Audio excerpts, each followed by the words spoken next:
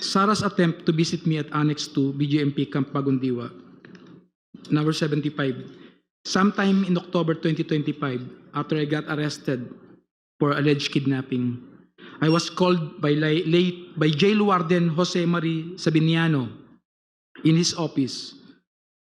As I made my way to the office of Jail Warden Sabiniano, I was surprised to see Sarah through the metal railings of the passageway. She smiled and waved at me. Number 76. When I entered the office of the Jail Warden Sabiniano, he asked me if I know Attorney Joyce. I replied, Joyce dapat, and Jail Warden Sabiniano handed me a phone. When I said hello, I recognized the voice of Sarah, and she asked me about my well-being and conditions inside the detention facility. She was also apologetic for failing to do something or assist in my ongoing criminal case. 77. Frankly, I felt bad and disappointed given that Attorney Harry Roque filed the case against me in retaliation after I tried to expose his land-grabbing activities in Maribeles, Bataan, together with his Philippine offshore gaming operator partners.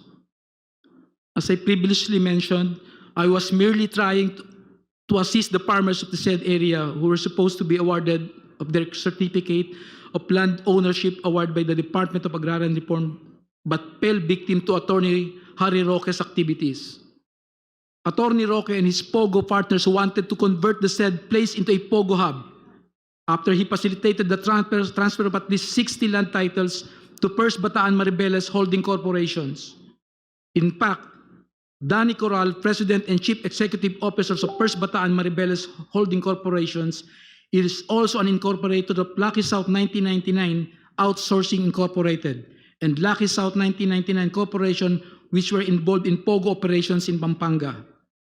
Number 80, more importantly, I felt betrayed that despite all my efforts to support Sarah, to the extent of even committing high-risk acts for her and her family, she did not lift a finger to stop Harry Roque, who is her known ally and supporter, from filing the unfounded kidnapping case against me.